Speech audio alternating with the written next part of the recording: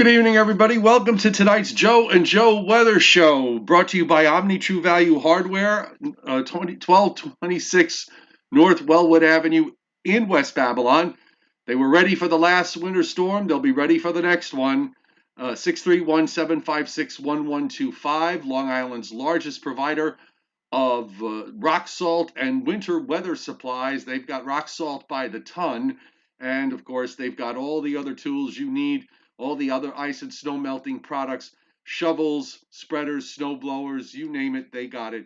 Omni True Value Hardware of West Babylon. And the website is omnitruevalue.com. So, Merry Christmas. I actually got, I haven't let Joe Rayo in yet. I'm going to let him in right now. So he hasn't even seen me. So here he comes. So let's see what he says. Ho, ho, ho. We're on the air. Well, I thought I would have gotten happy Festivus, I think, is the best way to describe this. And happy New Year and Merry Christmas and happy Kwanzaa and whatever, Santa. Yes. I have to tell you one thing. I've only had this on for about 10 minutes. And it's hot. Oh my God, I'm not going to last the whole show with this. The beard's coming off. It just is. First of all, I'm down in here. I'm down in here somewhere. You look like David Letterman. Oh, good Lord. You got your Christmas shirt on too?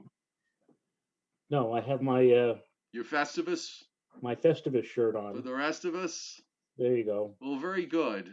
Well, you're a lot more comfortable in that short sleeve. Santa should have not come from the North Pole. He should have come from Florida. Because that would have made it a whole different look, of course. So I don't know. I feel in a Festivus mood. I think I'm more Festivus than Christmassy at this particular time, but what else can I say? Hold on, not much else. First of all, I got to make sure we're on camera here. Now we're on camera. Ho, ho, ho, everybody. What a day. So I just realized I don't have my headsets here. So I have to go and get my headsets. You can see at the roast orb. I'm trying to get everything up on the screen here and just having a tough time. So just give me 1 second. Oh, good Lord, have mercy. How did my day go? About an hour and a half ago, my wife came home and said, "Oh, I forgot to pick up my daughter's present for her brother, my son." I said, "I'll go pick it up." It was at Ace Hardware, and it took me like a half an hour to fight all the traffic to get there. And when I got there, guess what, Joe? The hardware store was closed. Well, and then it took me another hour or half hour or whatever to fight the traffic to get back in time to wolf down my dinner and get everything all set and ready to prepare for the Joe and Joe 7:30 weather show. Yes, here we are. So, and we may all need to go to Ace Hardware, and any hardware. Omni True Value Hardware, Joe. Omni True Value Hardware. I'm sure Omni True Value is open now. Unlike Ace, which wasn't open, they closed it. Right. Okay. We can accept that. All right. You know what? I'm going to put up. I will put up the watches and warnings map because it is pretty busy. And after that, while that's you pontificate for a little while I go get my headsets so we don't have any feedback. Okay. So hang on 1 second because the watches and warnings map, Joe, is lit up like a Christmas tree tonight. Everywhere east of the Rockies, there were a few places that don't have anything going on at the moment, watches and warnings wise. But other than that, we got a slew of them from the plains to the northeast. So you go, and I will be right back. Well, what else can you possibly say about Christmas Eve, Christmas Day 2020? I mean, here in our part of the country, we are not looking at what we're looking at really is what I would call a sou'easter. Very strong south to southeasterly winds that are going to be blowing out ahead of a major cold front. Actually, it's not just the cold front, it's a warm front. The warm front is going to be in our vicinity probably late tomorrow and tomorrow evening, leading to spotty showers, cloud filled skies, areas of patchy fog, and in some cases, that fog could be dense. And then we're going to be in a wedge of incredibly warm air for tomorrow night. Tomorrow night, Christmas Eve, it's going to feel more like a night in mid September. Temperatures are going to be at least 30 degrees above normal for this time of the year. Did he say 30? Did you say 30? 30 degrees above normal, Joe. Gee, Santa's going to have a tough time with that one. He's going to need Bermuda shorts tomorrow night when he's flying over our part of the country. And he's going to need Rudolph, I think, too, because that red nose is going to have to cut through a pack of fog in many spots, I think, as the warm air rides over the cold snow that's still on the ground from a week ago. And that's also going to help to eat the snow away during the overnight hours, combined with all that rain tomorrow night. And then gusty winds. I mean, we're talking about now the Joe Rayo rule is you look at the FOOS, the NAM FOOS, look at the boundary level winds, and then multiply those boundary level winds by 1.5. And when I did that for Friday morning at 7 a.m., I got something like 60 or 65. And so that suggests strongly that we're going to have very potent winds. I know we have wind advisories for the Hudson Valley and high wind high wind warning. Warning in lower Westchester and across Long Island and New York City. And the Jersey coastal counties as well, and also for southern New England. Well, as somebody and eastern Maine too. Somebody said to me before we came on Facebook, please, I don't want to lose power on Christmas morning. And I said, look, it's going to be at least 50 plus mile per hour unless you're near the coast. Then if you're near the coast, make it 60 to 70. And as far as losing power, hey, it's 2020. What else could go wrong? Right. Oh, correct. And by the way, up in the northern plains right now, there's actually an area in between that outside of just some wind that they've got wind advisories up for Illinois, Missouri, down in Alabama, Texas, Louisiana. Some states have them, some don't. But there's this large area that's kind of in between that's not getting a whole lot of weather. But at the moment, we've got blizzard warnings up from northeastern Nebraska, eastern South Dakota, northwestern Iowa, and a good chunk of the state of Minnesota, with winter storm warnings extending up into the northeast corner, northwest Wisconsin, surrounded by winter weather advisories. And we also have winter storm warnings up for the Appalachians, for West Virginia, southeast Ohio, eastern Kentucky, western Virginia, a few counties in western North Carolina and northeastern Tennessee. And they've got winter weather advisories all the way down into North Georgia, Mr. Rayo. And in the counties up in North Georgia forecasting to get up to an inch of snow. Yeah, they may very well get more. But as we were talking about yesterday, Joe, with that upper trough not sweeping completely through here until sometime later Friday. Friday, Christmas Day, may start out with some lingering shower activities, roaring winds. Winds die down during the course of the afternoon hours. Trough comes in late in the day, colder air sweeping in, and we may end the day on Christmas Day with maybe some snow showers and flurries. Yeah, I believe that is going to be the case. The trough is very sharp and very strong, and there's going to be enough. There won't be much left behind the front, but there might be just enough, and with the instability with that trough going by, that maybe we'll get a little line of snow squalls. Let me just acknowledge we've got oh my God, my glasses. Marduk 427. And Paul Roman hitting super chat tonight. Thank you very much. Hit it from the get-go. We appreciate it. 57 likes on the board so far, which is terrific. Let's get us over the century mark on this last Joe and Joe show before Christmas. And we appreciate those of you who've hit the like board, hit the like button. And if you're new to my YouTube channel, subscribe to my YouTube channel with your Gmail account. You can join in the conversation on the chat board, which is an lively place every night, and hit the like button at the same time. I got the snow map, the snow forecast map from the Weather Service, so we know who's going to have a white Christmas. And now some of these areas in the in Nebraska and Iowa, this is additional snowfall with what's already on the ground. Forecasting 11 for Minneapolis, and it looks like, if I'm reading this map correctly, probably about 8 to 10 for Duluth. And then the amounts start to tail off as you go down into Wisconsin. And then you see this hole that runs up through Chicago and Milwaukee. You won't see a flake or an ice pellet there. But then as you go east, we start to see general 1 to 3 inch snowfall with higher amounts along the eastern lakeshore of Lake Michigan, in Michigan itself. And then we get into the snow that's going to be up and down the Appalachians. And you basically, if you drive through Pennsylvania, if you cut the state in half, the snow's going to fall west of there, and we're looking at 3 to 6, 4 to 8, right along the lakeshore from just east of Cleveland, which is forecast to get 8. We're looking at up to 1.5 feet in northwestern PA around Erie.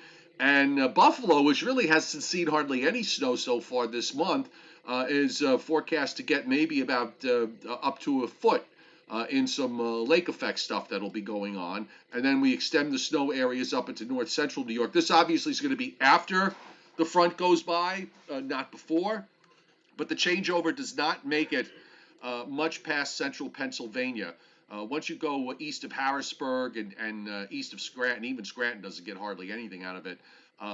There's not going to be a changeover along the coast. So, and you can see the snow also extending down 2 to 4 as you get down into western Virginia, 1 to 3, 2 to 4, with some locally higher amounts in the mountains of western North Carolina, and about a coating to an inch or so in North Georgia and in northern Alabama. I'm looking here at the map. I'm wondering why that one little area just to the north of Interstate 84, across the border from Putnam County into Connecticut, they have a little bit of white showing. Yeah. I guess it has to do with, well, each office puts in whatever they're going for, and the map plots it out the way the map plots it out. So I guess somebody decided that for certain spots they're not going to see anything. I see about an inch of snow up toward Sullivan County, and up in the Berkshires. They don't have any specific number, but I guess they're expecting some light coating for places just to the east of Albany, going up into southwestern New Hampshire.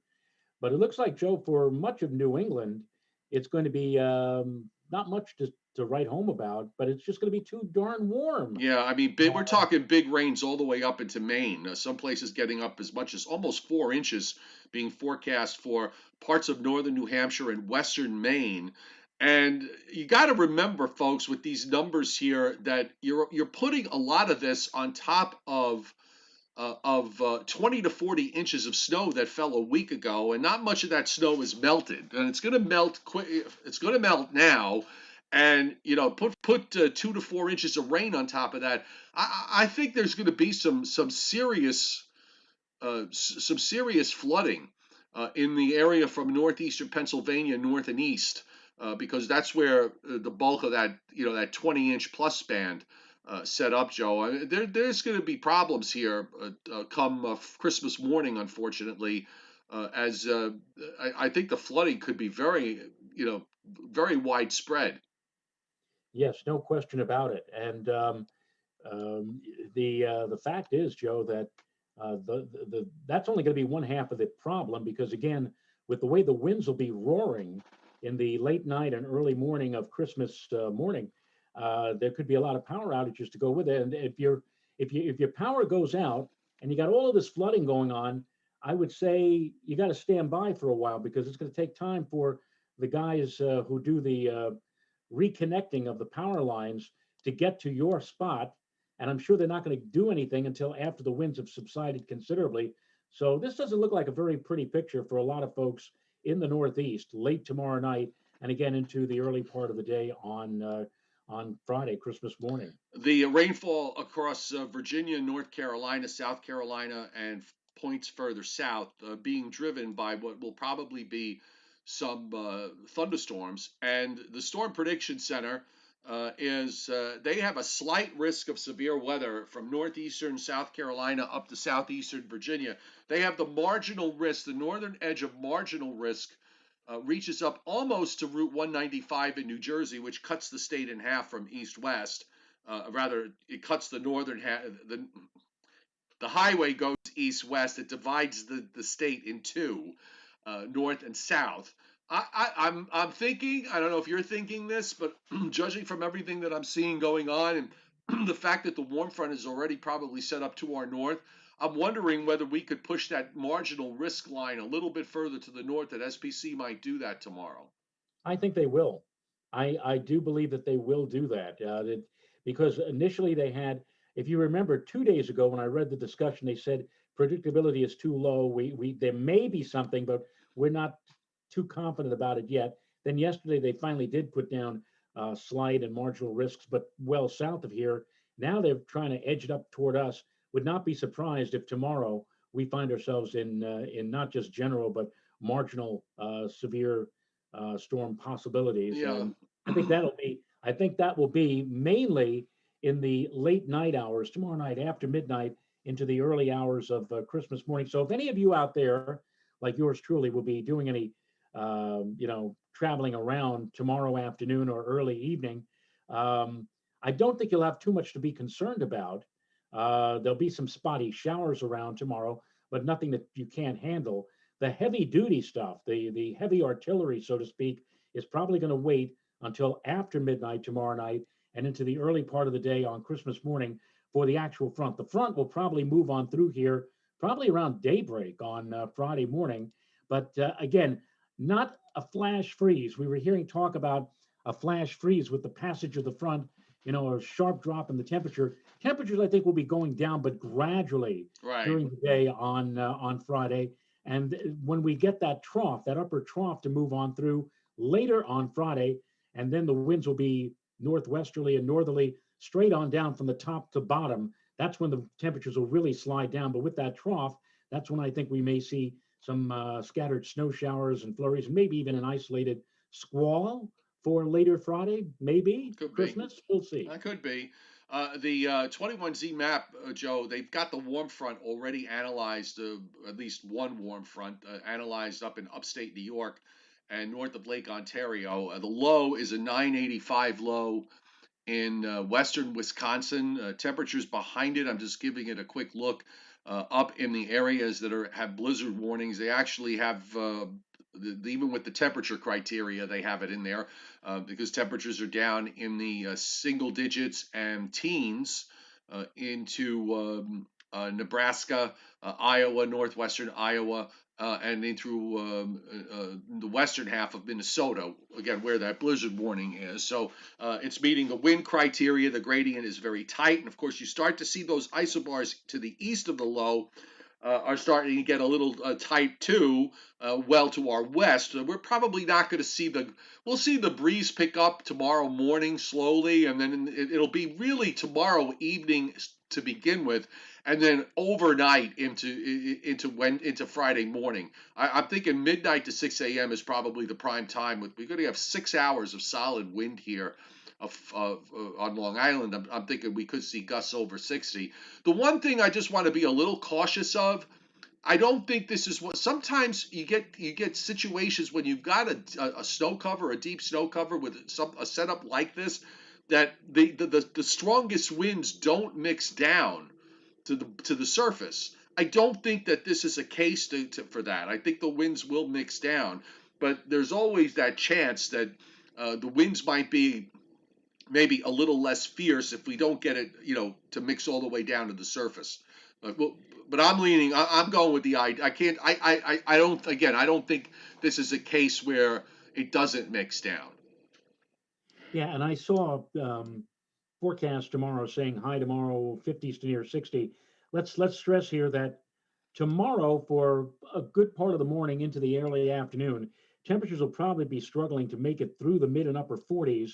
We may finish the day, let's say around 5 or 6 o'clock, with temperatures at or above 50, and then the real push upwards in the temperature actually will come during the first half of tomorrow night. I think temperatures, don't be surprised if we ring in Christmas at midnight with temperatures close to 60 degrees. Yeah, that's probably how it's going to work, Joe. Yeah, Yeah, I yeah. agree.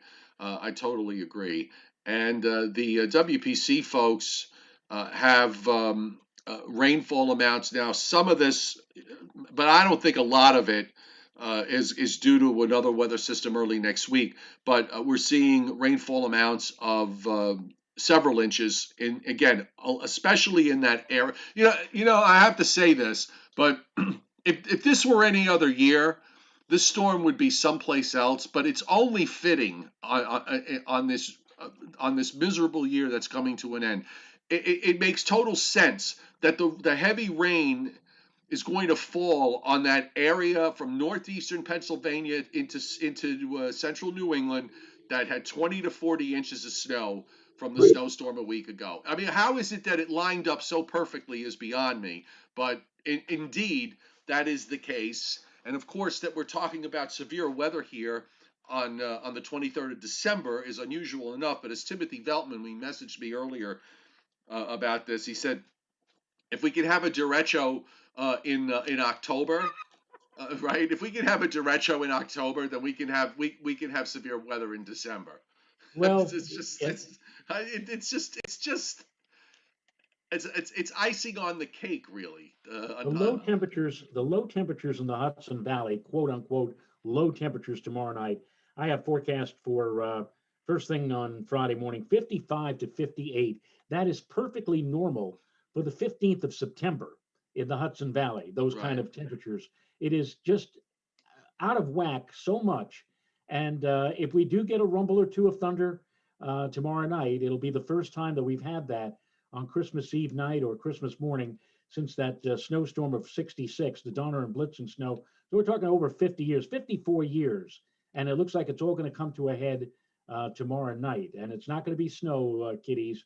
In fact, I'll tell you what, Joe, between all the rain and we talked about this yesterday, how fog can be a real snow eater. You wake up on Christmas morning, you may find all that snow pretty well gone.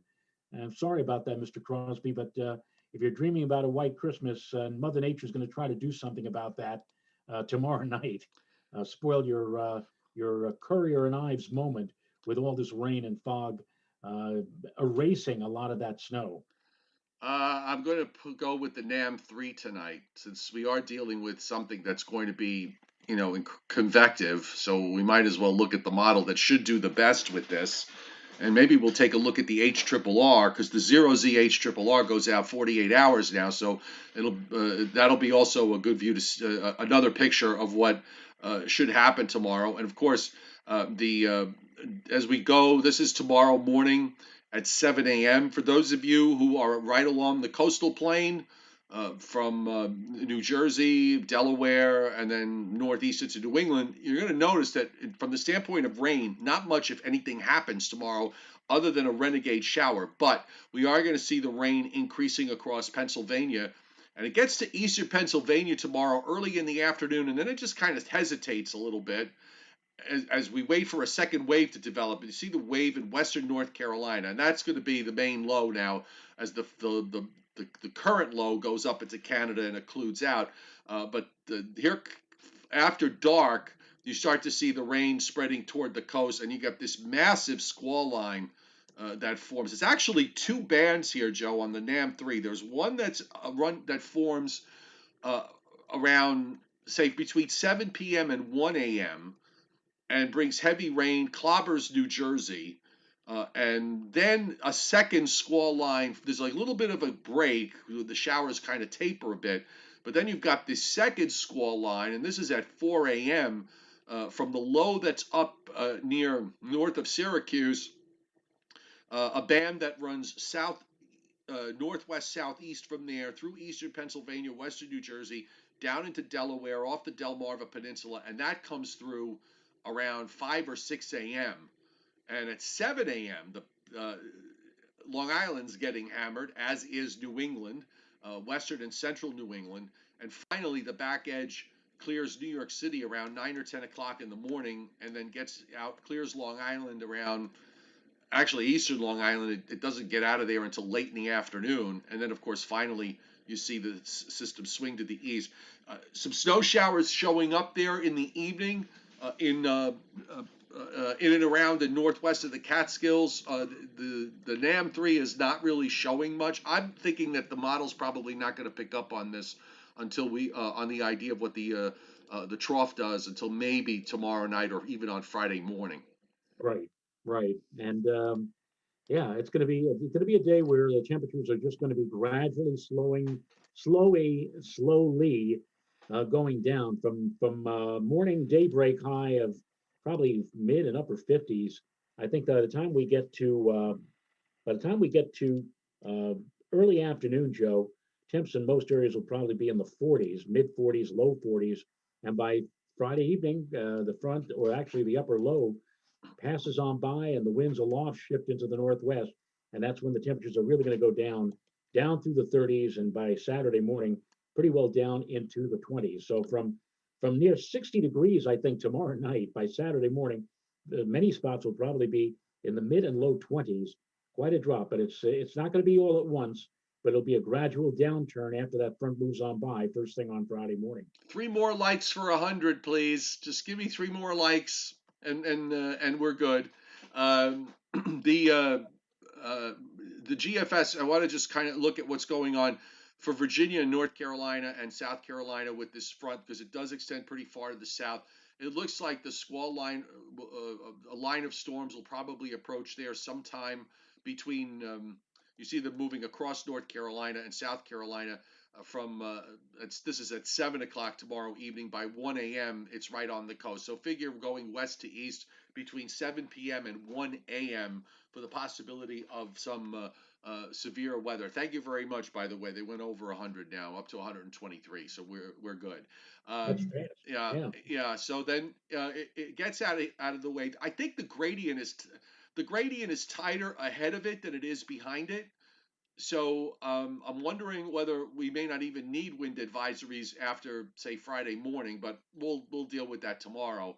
But the gradient definitely looks tighter as the front approaches than what's left behind it.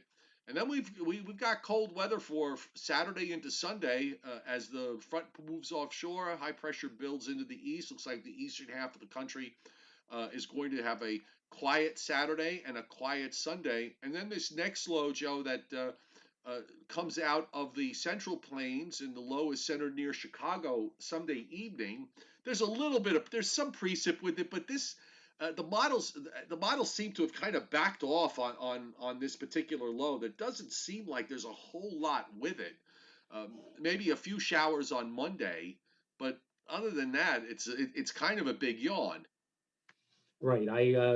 I mentioned maybe I said for Monday I said more clouds and sun and maybe a few showers, a shower or two, but nothing really to write home about. By the way, before that front comes through on Friday morning, um, people who are looking at the map probably are saying, well, I guess we're going to have a strong southerly or even a southwesterly wind. But remember that with the approach of a low pressure system, the isobars don't show you the direct path of the winds. The winds are actually curving into the low. So as I mentioned at the start, this looks like more of a southeaster or southeasterly wind that'll be blowing, a roaring wind, and that's going to be the main reason why temperatures tomorrow night will be well up into the 50s, maybe even close to 60. I remember, let's see, was it 2014 or 2015? I remember on New Year's Day, we had temperatures like approaching 60 as far north as Messina, New York. But that was New Year's, and that was about Right. 5 years ago. Uh, And so now we're going to have something replicating that for the Christmas holiday tomorrow night and for Friday. Now, we'll do a little bit of long range here because we've been talking about what may transpire later next week towards we get into our New Year's and the models. I said yesterday and the day before that at least through the weekend you're going to see models jumping around and doing all sorts of things as they settle this battle going on with the strongly negative North Atlantic oscillation that we have and will continue to have for the next 2 weeks. And the models always have trouble when we're dealing with that and multiple streams, multiple jet streams. I took this back to the 0Z run from last night just to show you some of the differences. Now, if I went back further, we had runs that were taking this to our south, and had this kind of blocky look to it, and there was some changes overnight, and during the day today, some more changes. So let me take you through the logic of all of this. Now, here's your storm for Monday, and again, doesn't look all that enticing for Monday. Then we're just dry and chilly into the middle of the week. Now here comes the next low. This is for around New Year's Eve, New Year's Day.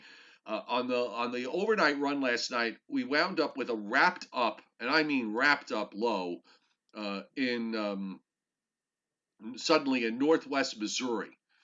Looks like, I mean, it's not that deep, but it certainly is strengthening as it's moving northeastward, and you can see where the isobars are pointing. The isobars are pointing up to the western lakes, and I thought, well, that's a big switch. And of course, out to the east of us, you have Monday's storm eventually strengthened quite a bit on last night's run. You see all the isobars here tight together, making it rather windy going into the middle part of next week as that storm strengthens from New York City on eastward.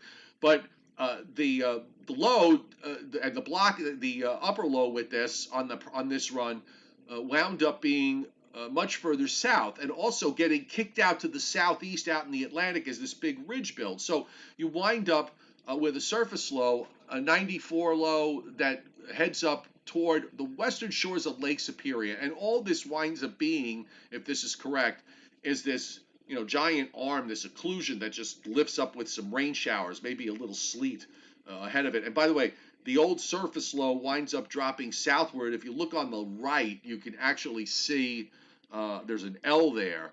So the low from Monday goes up into Nova Scotia or Nova Scotia, and then suddenly decides it's going to drop straight southward. That looked pretty odd. That doesn't really happen. That happens in the spring. It doesn't usually happen this time of year. So I'm going to jump ahead. So let's jump to the day run. So I'm going to just kind of lay this here. This is for New Year's Eve, 8 o'clock on next Thursday night. And there's your low on the 0Z run. Now I'll jump to the 12Z run. And now, of course, you've got it faster and even more wrapped up, an 88 low in northern Lake Huron. And I mean, if you look at this, it almost looks to an extent like what we're going through now.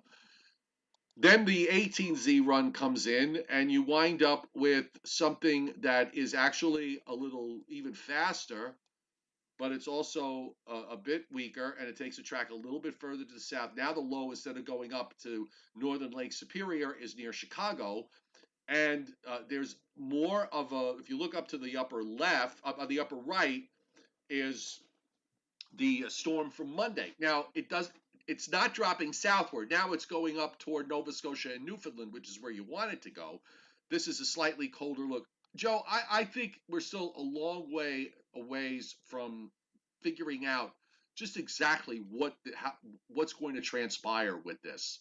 Yeah, well, we want to see what's going to happen with that not so impressive system on Monday, and whether or not that system really does get its act together quickly and blows up to our north and east. That's going to be a player, just like the minor system 2 days before last week's snowstorm ended up being a player because the models mishandled it in the mid and long term. So we'll see what happens with that system on Monday that passes by, because that may have a very significant impact on what we may see as we move into New Year's Eve. And I thought, by the way, that the European, with this wrapped up animal, a 977 low in the western shores of Lake Superior, I mean, I saw why it did that, and I'll bring up the upper air, but that just, I guess, I don't know, that seems just implausible to me at this point. I know I'm probably putting my head on the chopping block to a certain degree, but the European, if the upper air comes up, which it will, the European just basically goes crazy with this southern feature as it comes into California, and then just goes nuts with it. It just wraps it up like a ball in eastern Kansas, and lifts it up to Wisconsin and Lake Superior. I don't know. Meanwhile, of course, as you said, the strengthening low from Monday is so important because there it is at Nova Scotia. it's not nearly as strong as what we had going into the big snowstorm. In fact, the European just kind of opens it up and lifts it up as a trough, and then it goes out. So a ridge builds in between, and as a result, you get this massive wrapped up upper low that goes into western Lake Superior with an animal storm. I just don't think that that's how it's going to be. I don't.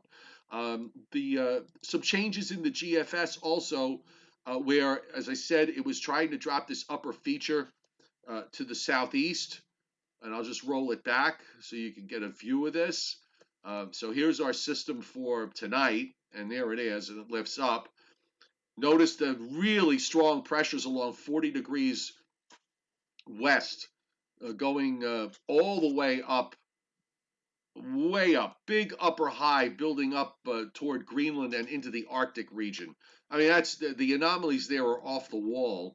And there's your trough for Monday, and it starts to cut off vigorously between Nova Scotia and Newfoundland. And you look at this and you think, okay, well maybe we could get something out of this, and then it just lifts, it just tears that upper low apart. So you wind up, but the GFS, instead of going crazy and wrapping this upper low up in Kansas and taking it up to western Lake Superior, just kind of opens it up as a sort of a positively tilted trough that moves on through. I just wondered whether we're going to wind up with something even more sheared and weaker as for the upper feature as we see the runs over the next 3 or 4 days. Yeah, and one thing I've been looking at the ensemble forecast especially for the European. Usually, when you get past about 120 hours, I'll bring the Euro ensemble up. Go ahead. When you get past 120 hours on the ensembles, it rarely ever shows closed systems, closed lows. If there are some semblance of some kind of a cyclonic system, it doesn't show up as a closed system. It usually shows up as like a wave or a kink in the isobars, and say, okay, that's where something may eventually develop. But what impresses me is that going through 10 days, 240 hours, there are a couple of systems that move on through that still maintain their closure, if I may use that term. Right. The system that goes through the Great Lakes up to Lake Huron for Monday morning, that shows up as a very well-defined closed system on the 168 hour. I'm seeing it here. It's got a closed upper low sitting between Nova Scotia and Newfoundland. Right. And then here's your southern system that's almost closed off in western Kansas, but on the European ensembles, it opens it up. I mean, it really opens it up in 48 hours. It goes from being an almost cut off low to a totally open and almost sheared out looking trough. Yeah, yeah. So, as we said last night, it looks like as we make the transition from 2020 to 2021, that there's going to be a lot of action going on the maps from coast to coast.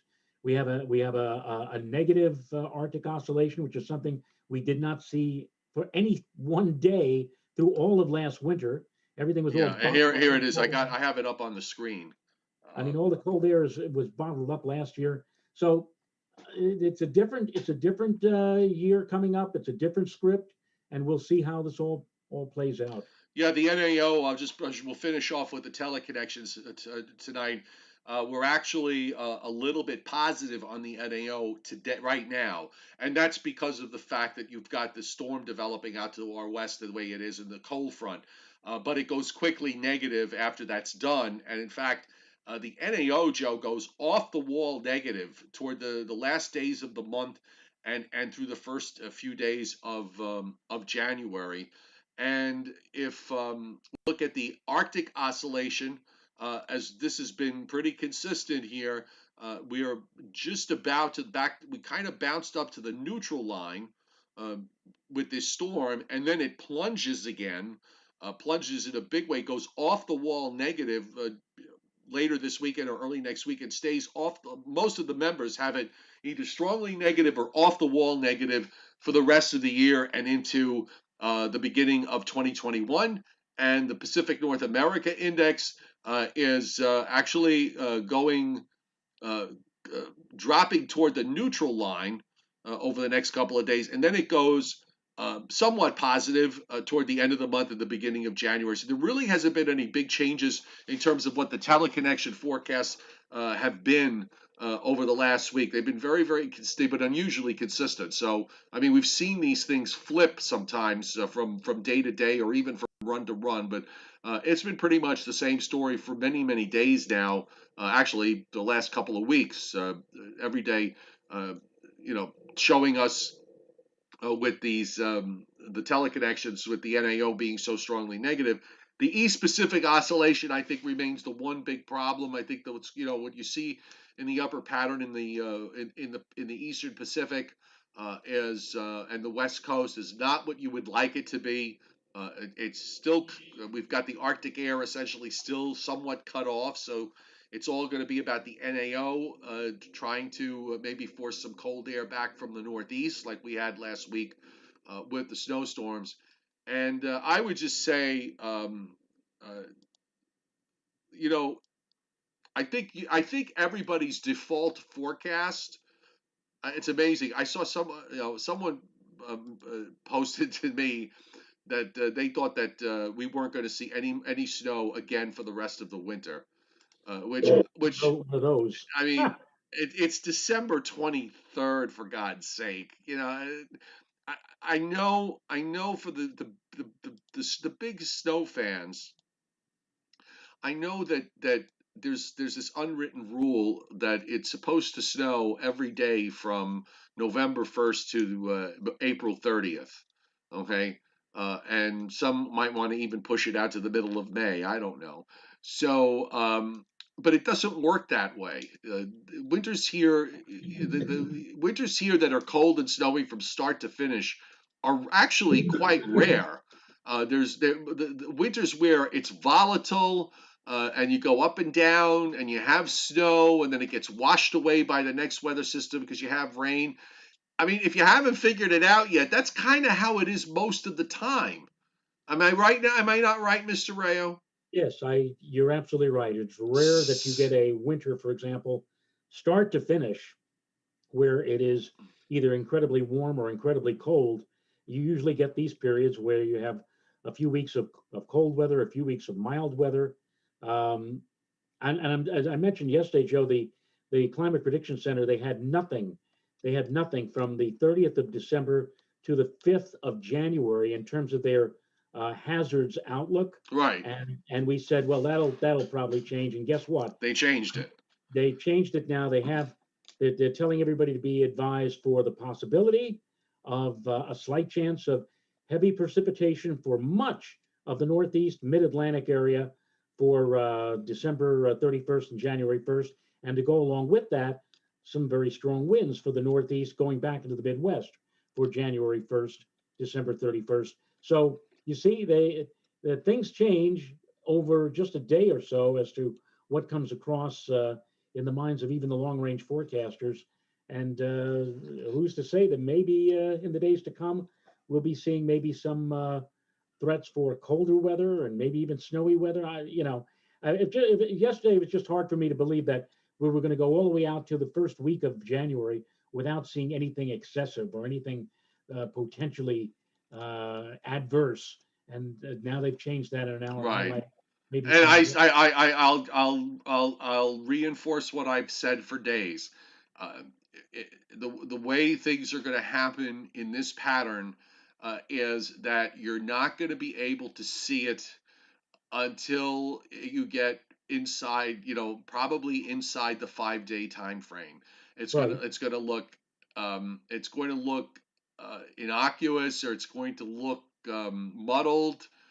It may not even show something that's favorable for snow, and then suddenly something will change. The nature of the North Atlantic oscillation being negative is one of high instability, and models have a very difficult time, especially out past 5 or 6 days. They have a difficult time in a simple west to east, fast, flowing pattern. But when you've got multiple streams sending short waves all over the place, timing different on every run, you wind up with all these different outcomes. you're not going to be able to pick out. You're not going to be able to see it. You're just not. So I really, I can't. I've always had a problem, Joe, with people sitting down, and I'm not. Some people on the book, as I'm kind of reading some of these messages, I have a big issue with somebody that can sit down months in advance and have the whole winter just all figured out. Yes. They have it all figured out. They have it Okay. all figured out. Yep. They have it all figured out. They know exactly what's going to happen and it's like stop. Okay, nobody's that good. And besides, it's not even fun. In my opinion, it's not even fun to look at it that why. And I understand the snow lovers get really frustrated and upset, and they're standing by the edge of the cliff waiting to jump off. I get that. Okay, but you have to sort of take a step back and just learn to kind of watch weather evolve because you will be thrown surprises more often than not. And we already just had one. And by the way, I meant to ask you, Joe, do you think, I know you said your prediction was that we were going to have that one big one. And I wanted to ask you whether the 10 inches at New York City and the foot at Newark qualify as the one big one for the winter. Uh, maybe a bigger one. I was thinking more along the lines of something coming along around February as opposed to December. The one we had last week really took me by. I think it took a lot of people by surprise because, as you just mentioned, Joe, it literally came popping up within a matter of just a few days. It wasn't on the radar 5 or 10 days in advance, but there it was. We got hit, and there it went. Um, I'm thinking, but statistically, as I said, at Central Park, when you go over 7.5 inches in December, Central Park always ends up with a massive amount of snow, like 40 plus inches. It's happened 9 times out of 9. And who's to say that, maybe we'll have a couple of more biggies coming our way. If not in February, maybe January or March to finish us out. We're already, if you think about 40 inches, or New York City is already 1/4 of the way there. And we're only 2 days into winter. So plenty of time for stuff to happen. Yes, plenty of time, and we're going to have lots of fun along the way. It is what it is. And by the other thing I would just say is, you could honestly, if we could have a winter like 17, 18 for snow lovers, they would be happy. Where it snowed, but then it was nice and warm in between. It always seemed to the cold air always seemed to be there um, when storms were around, and the rest of the time it was you weren't freezing to death, so your heating bills weren't off the wall. I kind of prefer it that way. I'm getting too old to sit in a weather pattern where it's below freezing every day for days on end. So I'm kind of happy that the Arctic is not pouring air masses down on a regular basis. I want to just acknowledge, Joe, David Carter hitting super chat, as is the chairman Scott Briller, on tonight, wishing us both a Merry Christmas. And no, I won't tell your boss, I promise, Scott. And also Digger 310 hitting super chat tonight. Thank you guys so very much, Digger. Thank you very much. Uh, that's a couple of liquor bottles, and it's good liquor too. Well, I want to just personally thank everybody, and especially I want to thank Scott Briller, not just for the fact that he's on the board and he provides us with interesting questions for Briller Jeopardy, but also the good work that he's been doing, especially now in this crazy time with everything spiking with COVID-19. I'm sure he'll probably never admit it, but I'm sure that between everything, he's probably more than just a little tired nowadays. And I also want to thank him for a nice little message that he sent me earlier today, Joe. And the same here. I, Scott takes the time out to find all these wonderful statistics that Joe and I and you, everybody else, we can have a lot of fun with, and we do. And he's great. So most appreciated, and a big thank you to you two for everything that you're doing. Now, if we do something on Friday, Joe, and I'm not adverse to doing something on Christmas night, 7:30. But my hope is that I will be able to do that, and you will be able to do it because we don't know whether or not we'll have power in the aftermath of whatever hits us Well, on we'll see. Friday Yeah. morning. We're not going to do a show tomorrow night. And you know what? It's Christmas Eve. And I think that, well, you want to spend it with your family, and I want to spend it with mine. And I think everybody on the board that's here tonight, that's watching the show, you want to spend family time. And you should. So we're going to just kind of take a breather tomorrow. And even though there's this big storm, normally we probably would be on, but it's Christmas Eve, and I'm not going to make an exception for that. I just don't want to. I just don't want to. David Letterman, I've said this before, and let me again say this was one of David Letterman's jokes when he had the Late Show several years ago. He said that on the night of the solstice, the winter solstice, he turned to Paul Schaefer, his band leader, and said, "Hey, do you know today's the day of the winter solstice? And they say, according to the scientific community, this is the shortest day of the year." He said, "You know what the longest day of the year is, Paul?" And Paul says, "I would assume it's the summer solstice." He says, "No, the longest day is Yes, 3 days later on Christmas Day when you have to spend the afternoon with your in-laws." in-laws, correct. But I'm bummed. Kevin Watkins on the chat board says in Northwest Alabama we can't leave the house without preparing for any type of weather. There it could be snowing in the morning, 70 in the afternoon, and then tornado warnings after it's all over. Well, it's kind of well. I'll just tell you this. I mean, you're going to get some storms with this front going by, and you're probably going to wake up in temperatures in the teens and 20s come Friday morning. You know, they were going for. I was checking out a town in northern Georgia that I've visited a few times, and I wanted to see what their forecast was at Blairsville, Georgia, and they're forecasting a low of Friday morning of 14. Oh, So it gets darn cold up there in North Georgia. And that whole isn't that area crazy? up there, they got a winter weather advisory for an inch of snow. Isn't that crazy?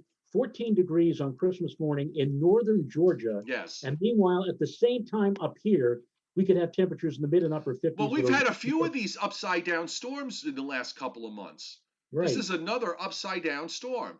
We Yep. had one earlier this month, did we not? If my memory serves me, though it doesn't work well lately, but if my memory serves me, we had one of these upside down storms earlier in the month, so here it is again. Um, Uh-oh. Joe, I just checked my email, and I yes. just gotten a message from NYSEG, my power company. Oh, they must have heard a rumor of some kind that there might be some wind tomorrow. This storm has the potential to impact your region. Current forecasts call for NYSEG's western New York serviced areas to be impacted by a wintry mix of rain, freezing rain, and snow, while the eastern New York service areas will experience moderate to heavy rain, strong wind gusts with peak gusts that have a possibility to reach 60 to 65 miles per hour in the southeast portion of the state. Therefore, we encourage you to monitor your local forecast, which of course means you have to monitor what we tell you here in Joe and Joe, and be prepared for the possibility of service interruptions. Translation, be prepared for maybe not having power for a while on Christmas Day. Reaver 501 wants to know if he's hoping that I'm wearing something underneath the Santa suit, and the answer is yes. Okay, I'm in flannel. I got the camera's too high, but I'm dressed. All right. I'm not one of those people that ever did that. When I worked and was in a position not to have to wear long pants, okay, I always wore long pants. And when I do this, okay, I am always clothed. Just so to be clear, all right. I don't have, I know some folks are doing their Zoom videos uh, where they're either wearing Lululemon sweatpants or, well, never mind. I don't want to go down that particular road. Um, maybe you have to work for the New Yorker to understand that. But yeah, I mean, I'm clothed, okay, and so no worries there.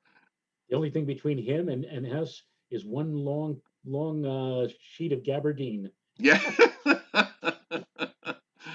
Oh, good Lord. So this is what I did today.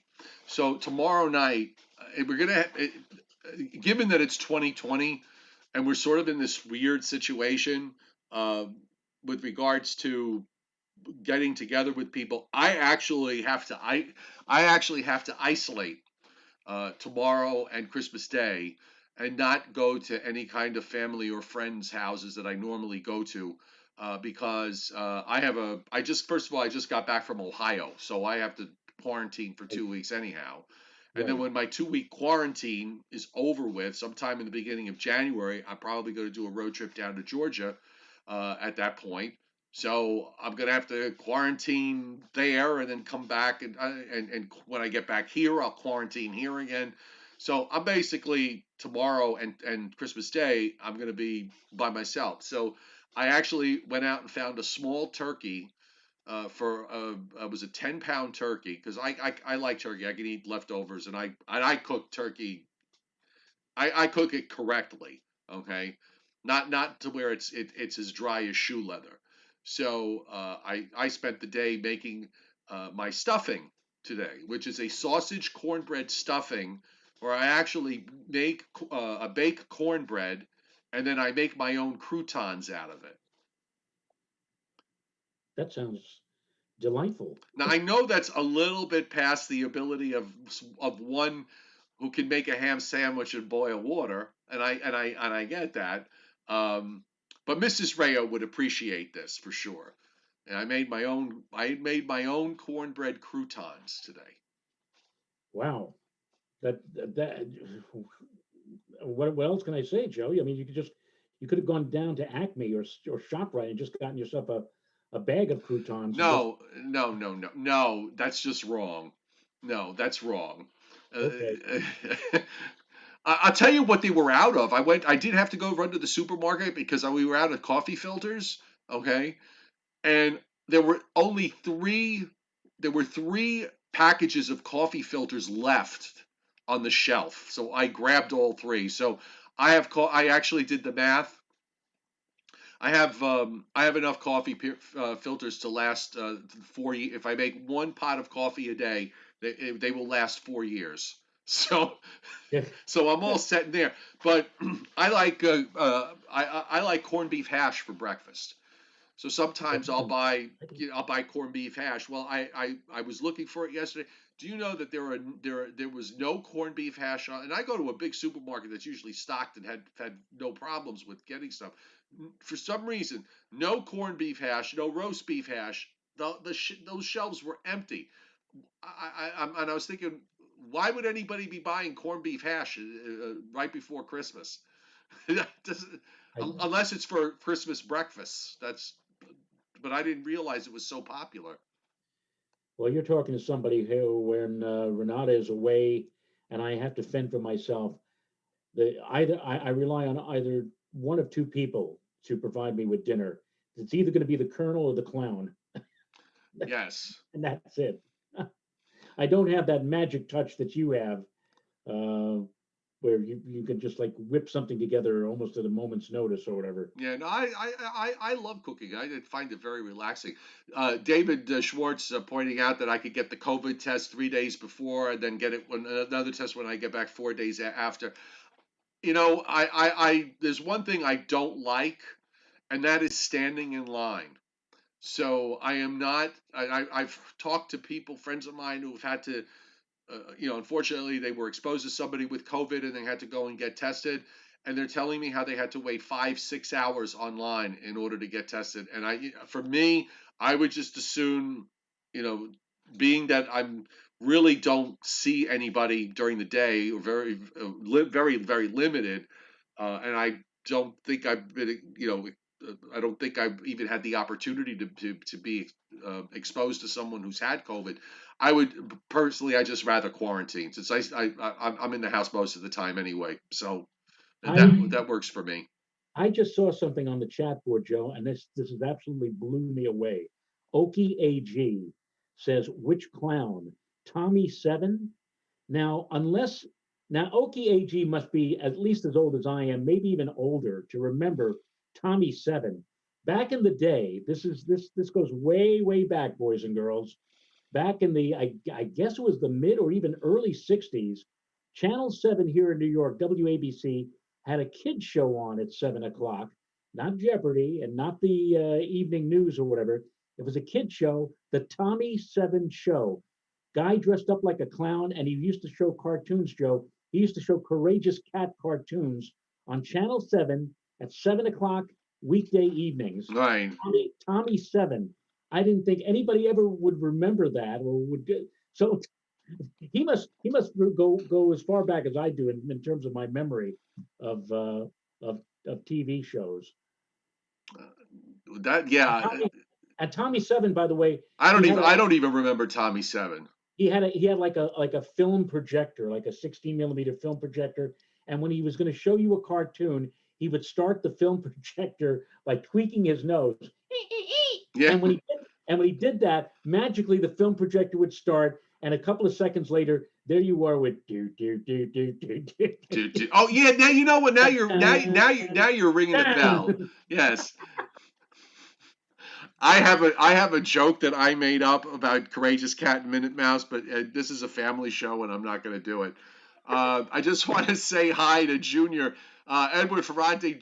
Junior, always great to see you when you're on the chat board, and when this COVID thing is over, you and I will get together very soon, and hopefully very soon. I think with Joe, when this COVID is over, we should actually attempt to try to get everybody, at least within the tri-state area, find a spot, either a park or a restaurant or something, and we'll have a Joe and Joe convention. Works for me. That would be great, wouldn't it? I don't know when this thing is going to be over with, this pandemic, but whenever it is over, I like to see a whole bunch of us just all get together somewhere. I'm all in. So we'll hopefully hopefully a year from now we'll be not doing this. Everything that we've gone through this year. So let's keep our fingers crossed on that with the vaccine and everything else that's going on. Hopefully we'll get to a better place in the next number of months. So I just want to say thank you very much to Marduk 427, Paul Roman, David Carter, Scott Briller, and Digger, all hitting super chat tonight. It is most appreciated. And thank you and Merry Christmas to all of you. Also, Merry Christmas to everybody on the chat board. We are humbled by what this show has grown into, and hopefully next year it'll grow some more, and we can just have more fun, because that's really what this is about, in my view. This is Joe and I. We're not working. Somebody, the saying that if you're working and doing something that you really love, you're not really working. Correct. And that might be the reason why 40 plus years careers for both of us seem to go by in a blink of an eye, because we were having so much fun while we were doing it. If you it's when you hate your job that every day feels like an eternity. And aside from the director or the executive producer in our ears saying, wrap it up, no one's interested in what you're talking about now. Aside from that, is she yelling that? No. Oh, okay. No, not that executive. Oh, okay. So you were going. Oh, okay. You're probably in the other room wrapping presents right now. I got you. Yeah. Besides that, it's her birthday on Sunday, so we have to treat her with kid gloves on Sunday. Oh, I'll say.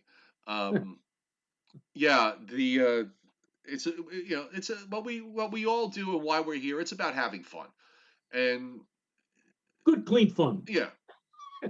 Sometimes we get off topic, and that's okay, because it's our show and we could do that. But yeah, let's hope let's hope next year we grow and we get even better, and things get even better. That's right. Maybe somebody out there in TV land, the real TV land, will. No, Joe. You see, you're taking your step back to MeTV. This is that what you're talking about doesn't exist anymore. It really doesn't. I know what you're saying is, when you say real TV and you're talking about the standard old networks, it just isn't that way. It just isn't. These guys, they sit in a corporate room for hours on end, and they all sit around and saying, think outside the box. What is something that our competitors have not done? Well, here we are, folks. I mean, Joe, if the two of us were to do the weather, give us like 3 minutes or 4 minutes on a weeknight, at one of the local stations or whatever, within like a year, you'll see all the other stations say, "Why didn't we think of that?" And they'll double up too. Well, that's typical of But of course, creativity in corporate in the corporate world, corporate driven television. Uh, they all follow formulas, and no one's afraid to take a chance. Everyone's afraid to take a chance until somebody does, and then of course, what do? They copy it. correct, So correct. yeah, this morning I was watching CNBC, and they do these in the morning. They have when they go to commercial, they'll do certain things, and one of the things they do is today's big question, and the big question was who was the biggest earner on YouTube last year, and apparently it's some I don't know. I think the kid's like 11 or 12 years old. Okay. And I kid you not, has, I think, 4.2 or 6, I forgot what the number was, 4 or 5 million subscribers. He made this $29 million. $29 million he made. Now we're not, and that's from ad revenue and I guess whatever else he's doing, sponsorships and so on. But I just blew me away that the kid's barely a teenager, and he is the highest earning person on YouTube, and What are we doing wrong, making Joe? $29 million. That's just that to me that's astounding. That's But astounding to me. but you know what? This is the world we live in now. This is the TV world we live. This is the quote TV world we live in now. That anybody can do what we're doing. So And we actually have did this. at it.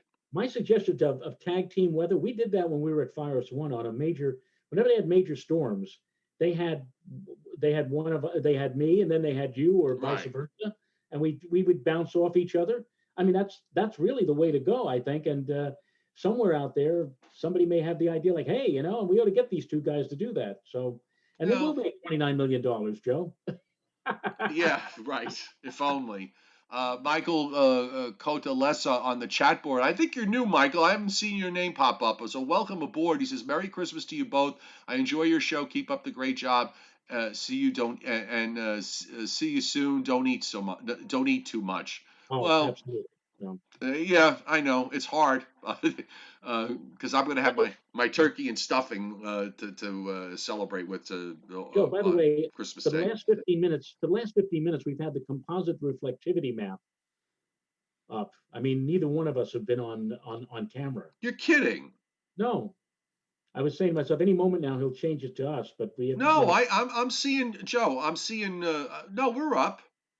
You sure? Yeah. Because what I'm seeing is just composite reflectivity. No, we're up. You're there. I'm there. I'm seeing live. I got the live stream. With the monitor. Okay. There's like a little monitor in the That's platform I use, and that's no, really we're up there. that's really weird because I'm seeing now 177 watching. Started streaming 67 minutes ago. The chat board is running. I'm seeing what you're Is seeing. it possible that your video may have stopped playing? I don't know. Well, at least I can hear you.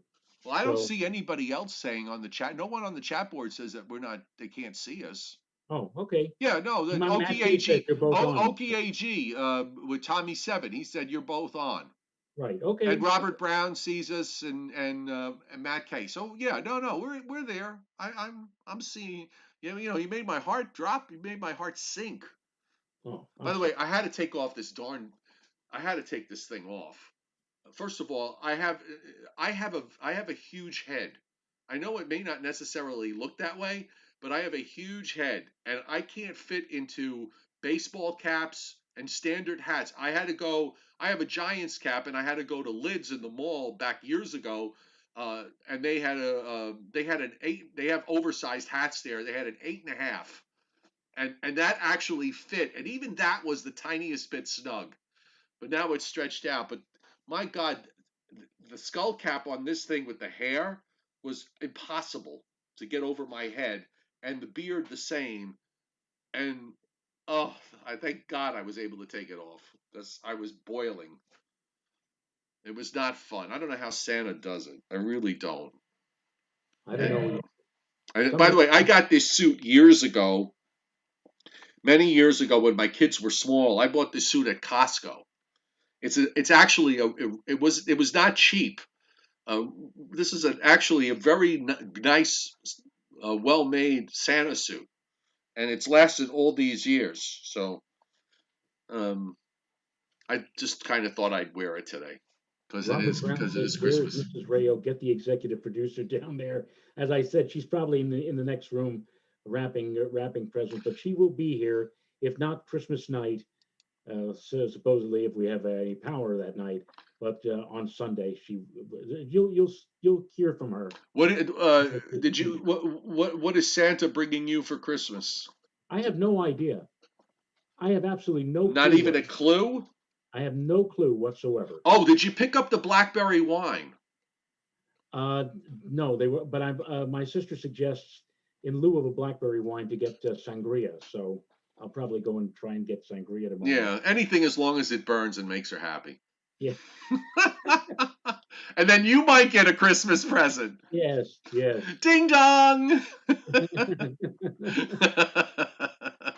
Well, on that fun note. Yes. I think we should say goodnight and yes. And for those of you who are traveling tomorrow, please do it with care. With the weather the way it is, I mean, I'm like I said, I'm not going to Pixley tomorrow. I'm staying, I'm staying right here. Look who's on the chat board, Joe. Oh my! Oh, it's Terrence Cardinal Fitzgerald. Oh my! Whoa! Salami, bologna. Bologna. Brian, I hope you're well. Brian Fitzgerald is who's far younger than both of us. Was our boss at FiOS. He ran the weather department. He was the chief. He was the big cheese. Yes. And he's Merry Christmas, Brian, and to your family too. And he's on board tonight. A terrific guy and a smart guy. Absolutely. Very smart. He did science teacher now. Yes. And it's good to have a pension. Exactly. Well, he's smart, and he, look at us. We wanted to be big stars in television. Look what happened. Yes, exactly. Well, we're making up for it on our. We're going to go out with a bang here. Yes. All right.